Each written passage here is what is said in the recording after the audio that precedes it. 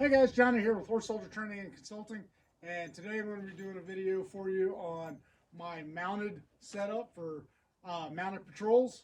Um, this gear is geared towards the horse, and so the idea is it needs to be low and light, and also be able to carry enough equipment on it to sustain a fight or respond to certain crises.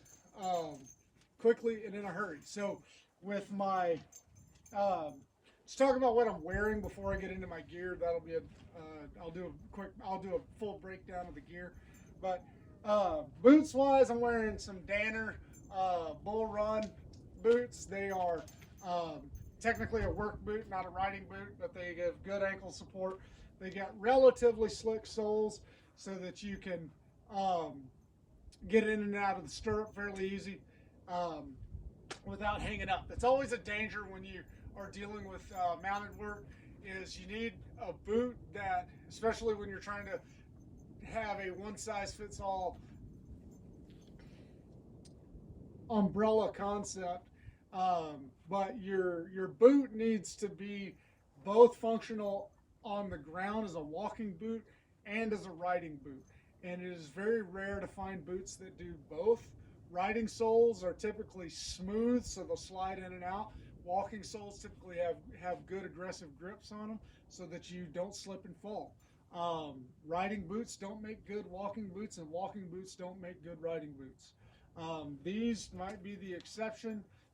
There are lots of the lace-up roper boots that do fairly well in the saddle and on the ground, and maybe that's what you want to do. Stirrup has a lot to do with it too, but we're getting into the weeds. All right, so moving on to my pants. These are some Carhartt pants. They're a little thicker than denim, but a little lighter than the canvas duck, and they're kind of this OD green, Ranger green color. And then I'm wearing a Nemesis camouflage top, and then I'll get into the gear.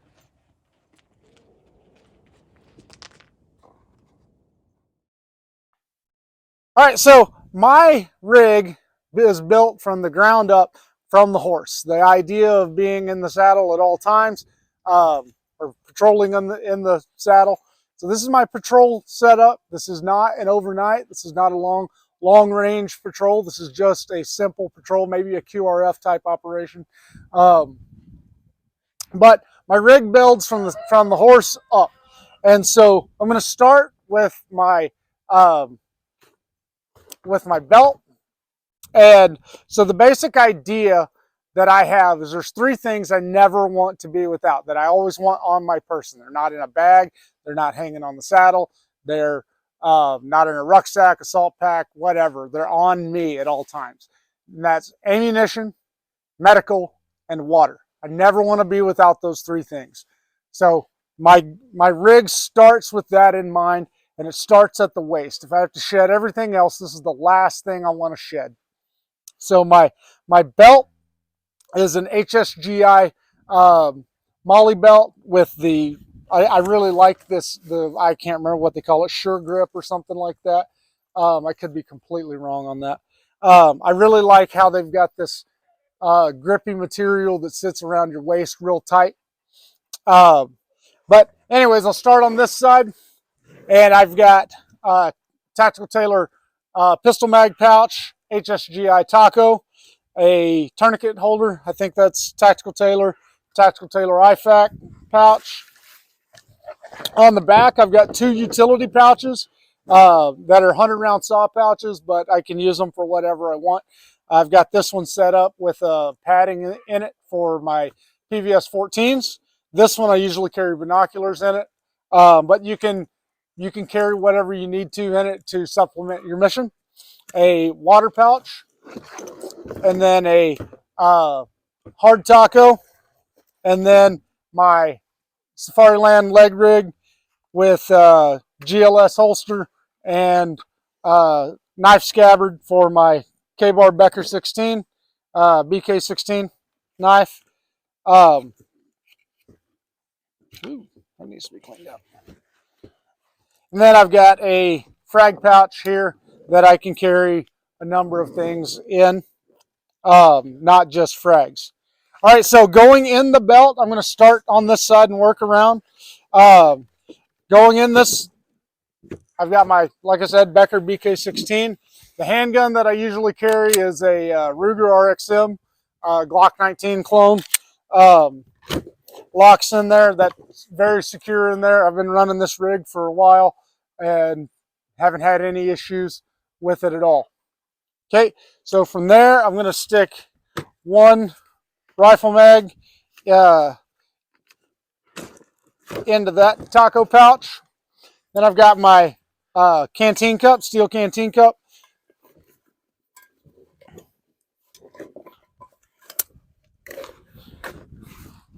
And my Nalgene bottle. I really like the Nalgenes just because they're pretty sturdy. I like being able to see exactly how much water is in my thing instead of doing the swish test. But with that, some guys like the wider mouth ones. I like the narrower mouths. Doesn't really matter. Whatever you want to do, that's personal preference. But water. As I said, I usually carry binoculars in this. You can carry I think a Magpul D60. Yeah, it doesn't fit great, but it fits in there. Then in this one, I've got as I said, I've got the padding in it for the protect my nods, and my stick my J arm in there too. Those can go in there together, but it puts a little bit of tension on the J arm, and I don't really like it. But that would be secured, tied off, so it's, in case that pouch comes open, which it's secured, has this little hook, and it also has Velcro. So the likelihood of it coming open is slim, but if it does, you don't want to lose expensive nods that likely can't be replaced easily. IFAK, I'm not going to rip that open. Tourniquet, that's a cat tourniquet. Another rifle mag and pistol mag. And then these are Tactical Tailor rigs. For mounted use, I like the pouches that have covers on them, except for my ready mags. It just prevents them from being bounced out.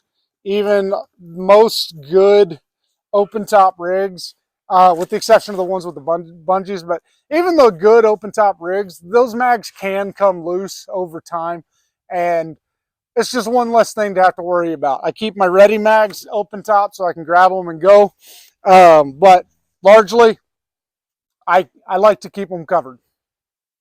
All right, so that's the battle belt. So I've got 2 rifle mags and 3 pistol mags. I know a lot of guys don't like pistols for the light fighter concept, and I agree. However, this isn't a light fighter concept. This is a mounted rifleman, mounted infantryman concept, and handguns are a lot easier to engage from horseback than carbines or rifles. You can engage one-handed without worry of what your horse is going to be doing underneath you when you're firing. Same thing with blades.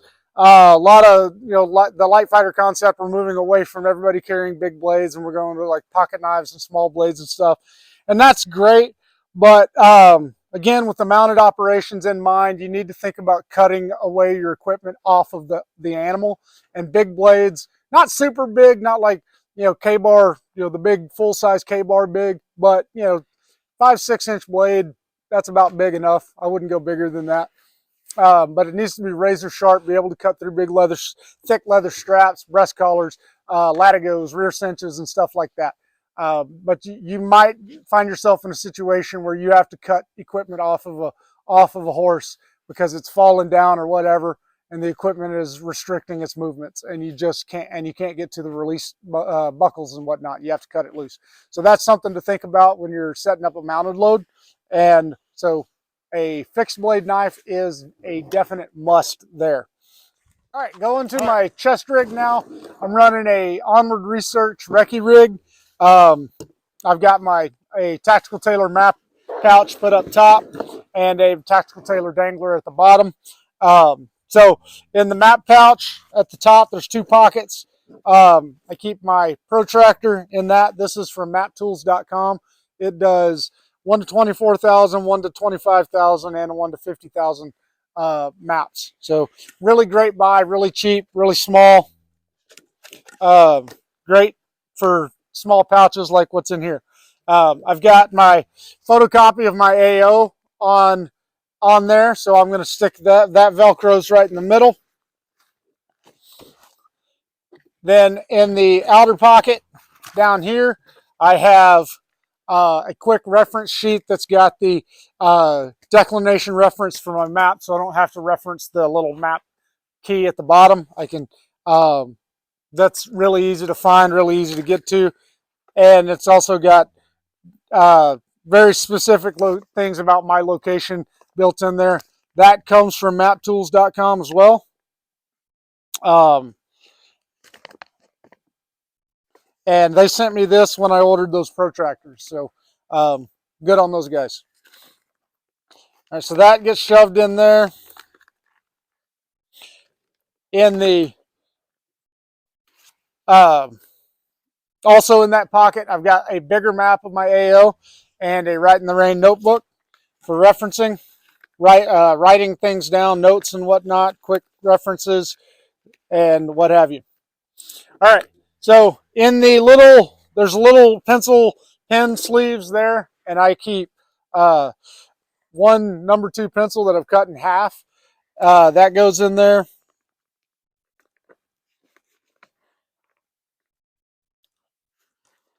Then I have 2 grease markers for writing on the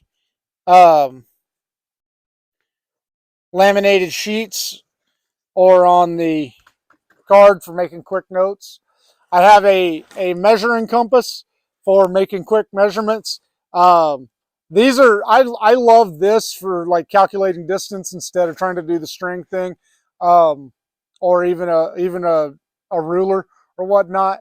You set that at, say, 1,000 meters, and then you can just walk it to your target, and it'll give you a pretty accurate, pretty quick. It's a lot faster than other methods, but that's a personal preference thing. And then I have a Write in the Rain pen. And that's it for my map pouch up top. And like as I go out in the field, I usually keep my iPhone in there. I don't know if you knew this or not, but iPhones are constantly putting out the IR flash for facial recognition. They say, whatever, I don't know. There's all kinds of conspiracies about it, and sure, whatever. Anyways, but you can watch through your nods. You can see that IR flash at all times. It's like every 2 to 3 seconds it does it.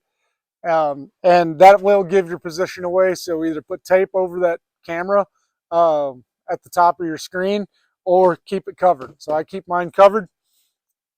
All right, moving down on the right side, I've got my radio pouch, and I keep my Motorola radio in this. It'll fit a wide variety of the radios that I've got.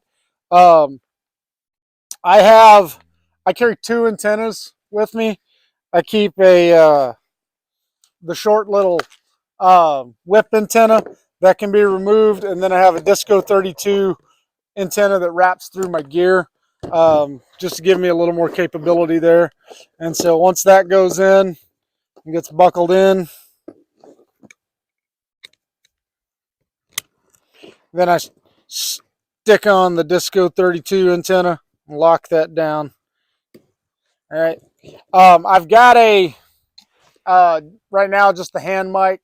I do have a PTT to interface with my Peltors plan to buy. So, but for now, I'm just running that until that gets in. All right. So down at the bottom in my dangler, I have another frag pouch, Eagle Industries frag pouch, that I keep my tritium compass in, Linsatic tritium compass. that gets shoved in there. That makes it quick and easy to get to. I also have Ranger beads tied there.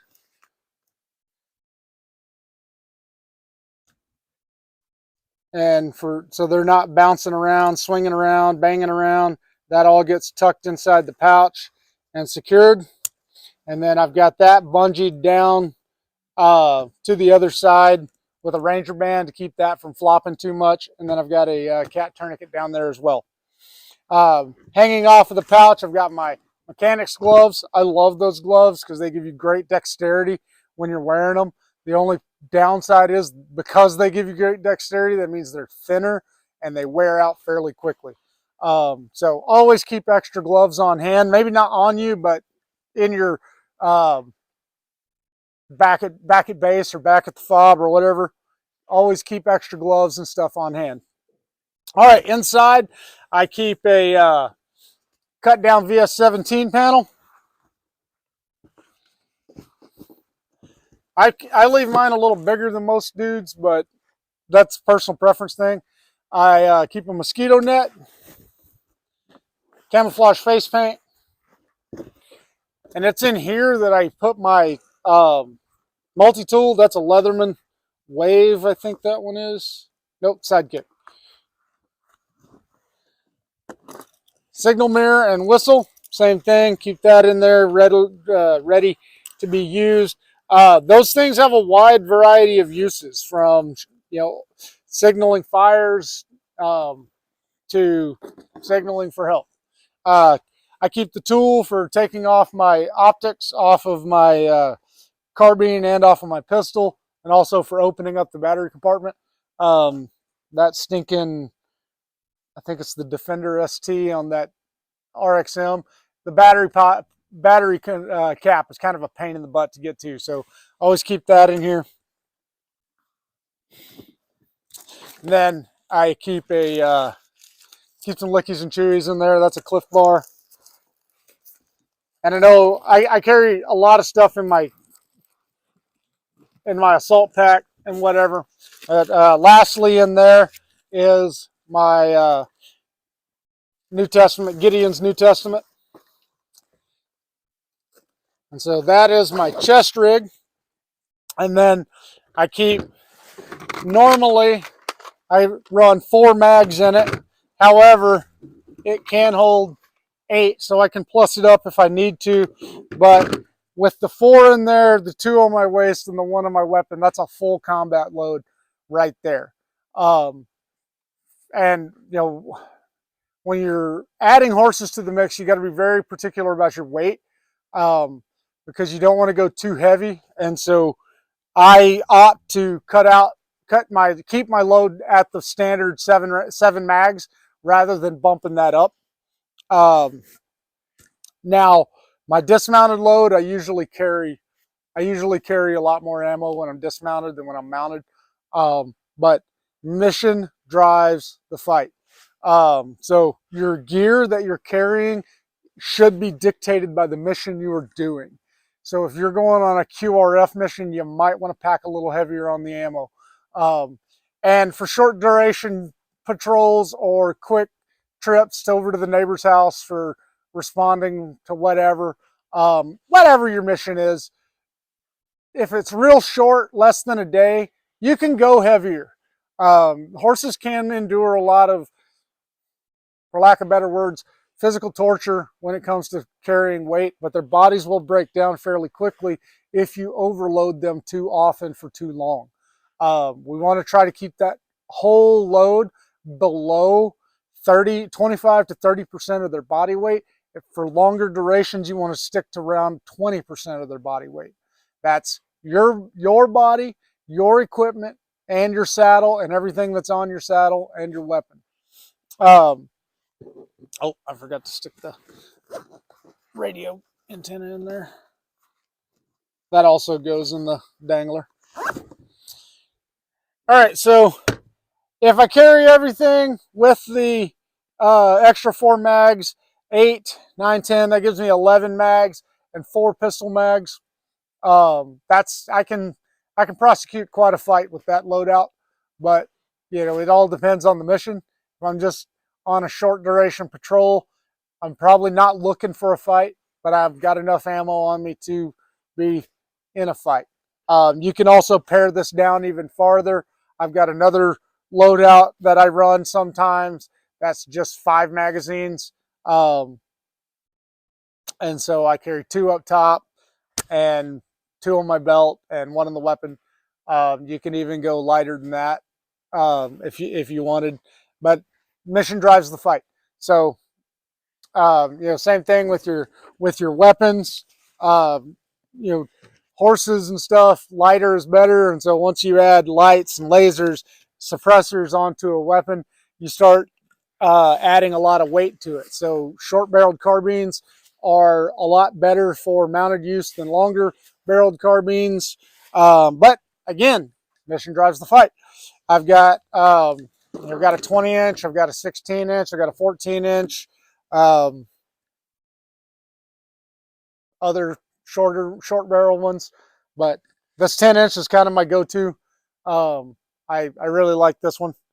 So, but anyways, if you enjoyed this video, give me a like, give me subscribe, send comments down in the description.